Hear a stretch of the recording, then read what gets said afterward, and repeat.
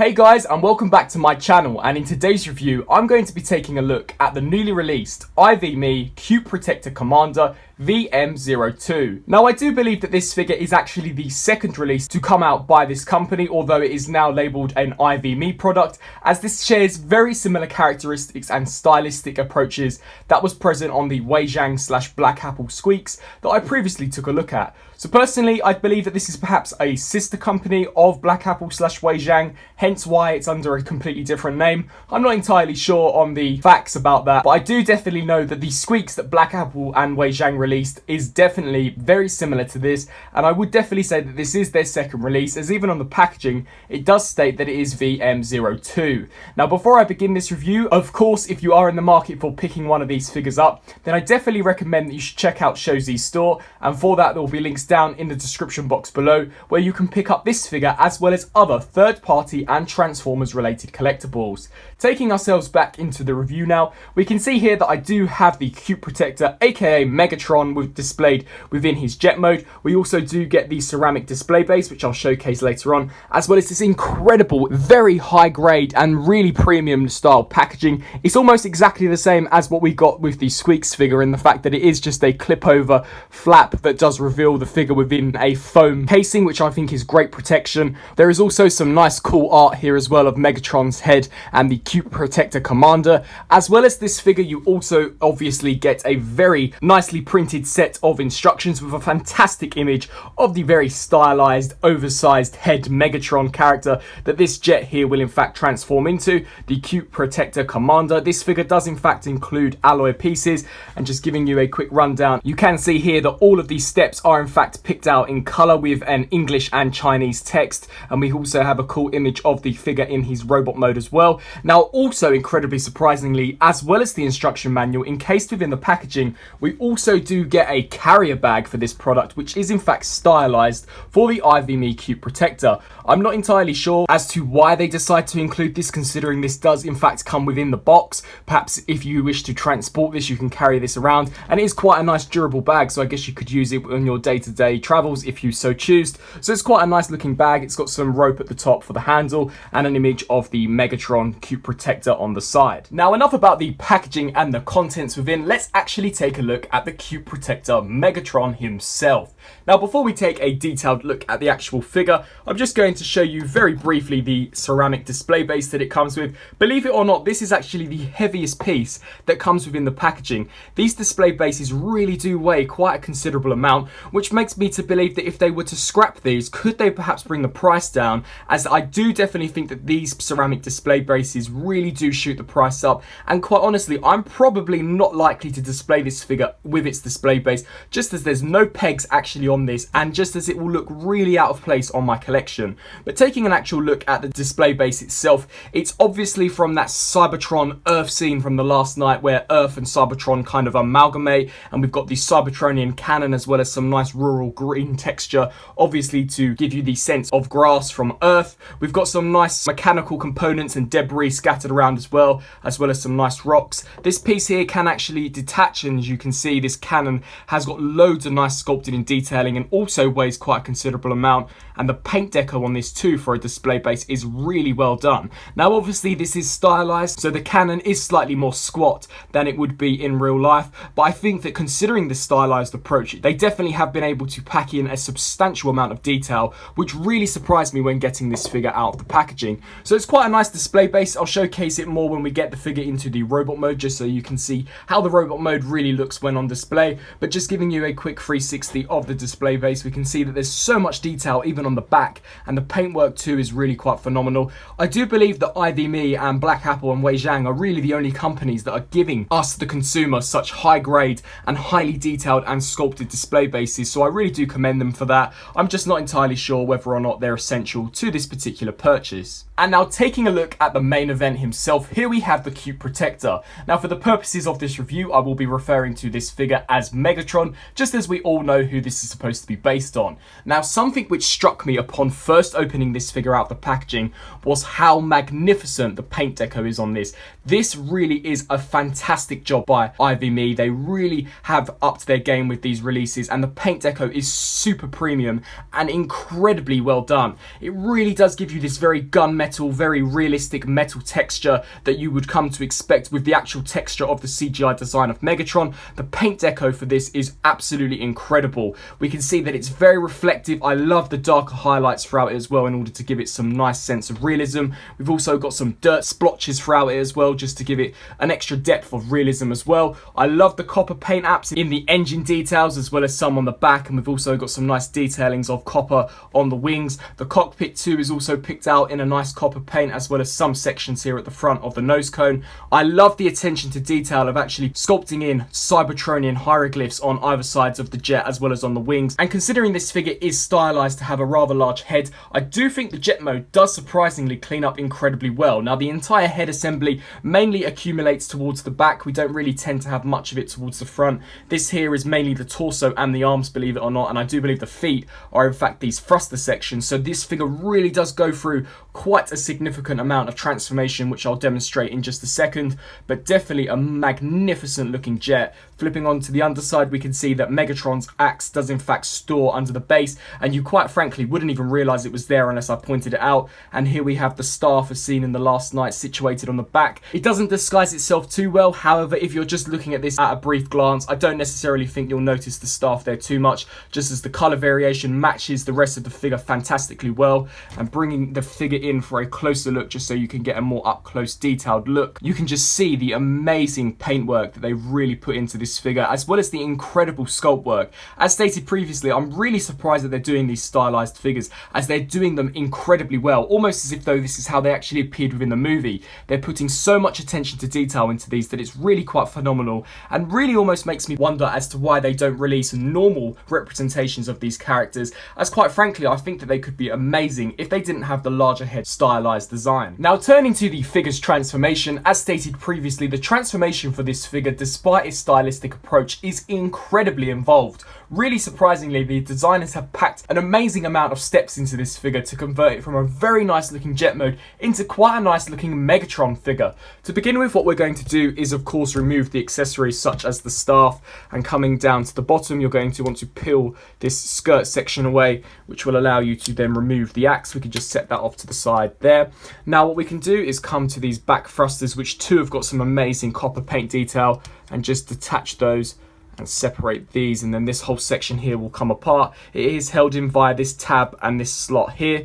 We can then take the feet sections and rotate those up until they clip into place, and repeat the same process here for this side. Rotate that up and clip into place. With the feet now fully transformed, we turn our attention to this section here. So you're going to want to separate this piece here from this section, so just take this and slowly and gently remove it, just like so. We can see here that there are two pegs there and there that will plug into those circular sections, so you really just want to make sure that you loosen this all up, and then that will then allow you to elongate this all out on loads of different hinge joints. There really is quite a considerable parts count on this figure, which once again I was very surprised to see, considering how stylized this really is. Just set these legs out to the sides, we can worry about those later on.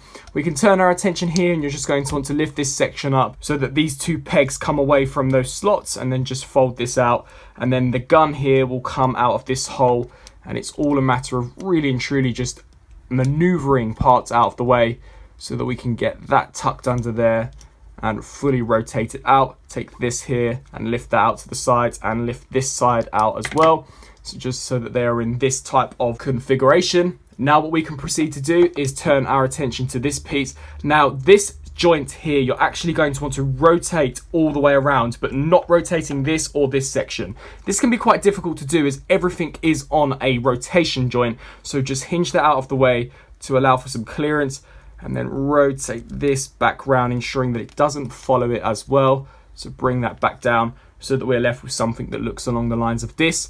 Now what we can proceed to do here is flip over to this side, and we can see here that this is where Megatron's mouth is. So all of this really does build up the main head section. We can come to this section. Sometimes the blaster may fall off the arm. It is simply on a ball joint, so it can just reattach via the ball joint and the peg. So just rotate all of that around, and then the arm here should rotate as well, just so that you've got some clearance. And repeat the same process here for this side. So rotate this and then rotate the arm around. Now this side is slightly different in the sense that this here does fold back upon itself, so you have to take the shield and pull it outwards as it is on this joint that does shoot back and forth, and then hinge this whole section in until it tabs into place, and then you can just rest the shield there, and it sort of clips into place where this circular section is, so it doesn't really rattle around too much when in robot mode. Now what we can proceed to do is turn our attention to this side, so you're going to want to collapse all of these hinge joints in upon themselves, as these will ultimately form the back panel of Megatron. So just close all those up and have that rest along here. Now what we can do here is bring the legs down, and what you can do is take these sections and pull these down and out, and pull this down and out as well, and then just bring all of this around, and then this slot here will plug into this tab here. So bring all of this around and down, and then just shoot this locking mechanism in, ensuring that the legs are out of the way. There really is quite a lot of different rotating joints on this figure, so snap that into place and you'll form the crutch section of Megatron. And then you can see here that there are some slight tabs there that will plug into some slots inside the feet, so just align those up and tab those into place, and they just very softly to click into place. And then we're just going to have to realign this, click that into place and rotate it around, fold out these hip skirts here, and then essentially we have the entire lower body of Megatron fully transformed. Now we have to work on the entire head section, and would you believe it, all of this here is in fact the entire head section of Megatron. What we're going to do is pull out this head crest section. It is on a double hinge joint as well as a ball joint, so just extend that out to the side. We can then turn our attention to these pieces and rotate those inwards. These pieces here are going to split and fold out to the sides, and then we're going to take this whole assembly here and rotate it around and then bring it back on this hinge joint. Then we're going to turn our attention to this section, take this out and rotate this all the way around as well, and then come to this piece and flip this up and clip that into place. Rotate this section around. Turning our attention to the head, we're going to collapse the eyes in, and quite frankly this looks like something out of a horror movie. Very, very scary. So I guess if you wish to have Megatron looking slightly more intimidating and not as cute as the packaging states his name is, you could definitely leave him in a displayed format like this. We then want to turn our attention to these wings and just fold these panels in upon themselves. So just fold that in and then fold this one in. Once again, we can clean these up a little bit more later on. What we can do here is you can see this huge pauldron here. We're just going to want to separate this out. So just pull that out of the way and then shift this down for later on.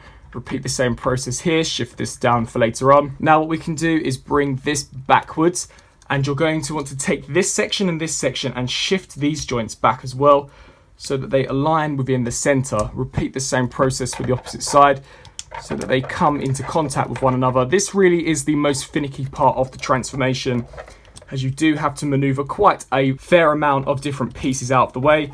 So pull these head crests down.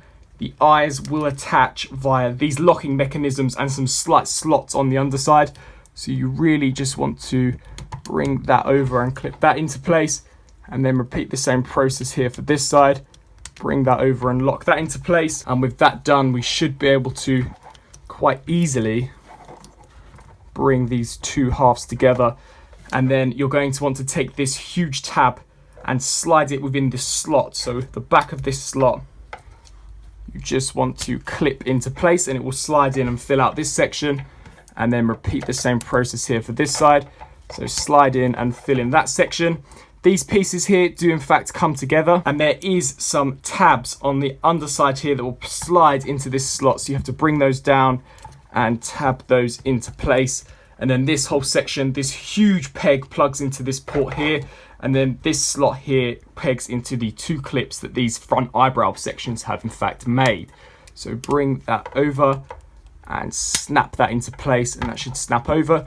Take that entire head assembly and collapse it in upon itself, and then just push these and compress these in slightly more so that we have them even on both sides. And with all of those steps fully completed, here we have the Viimee Cube Protector, aka Transformers The Last Night Megatron, fully transformed and in his very incredibly stylistic looking robot mode. So as stated previously, definitely not the most simplistic of the transformations. Despite this figure having a huge head, there is actually quite a considerable amount of steps packed into this small dude, and this figure, believe it or not, is actually quite small. Now here I have him displayed within his robot mode alongside the display base, and you can see that they definitely do appear as if though they are made from the same company. The display base definitely does complement the figure incredibly nicely, and as it is actually a scene from The Last Night when Megatron was in fact in his robot mode, it definitely does fit the character rather nicely. However, once again, I'm not entirely sure whether or not these display bases really should or really need to be included with these figures.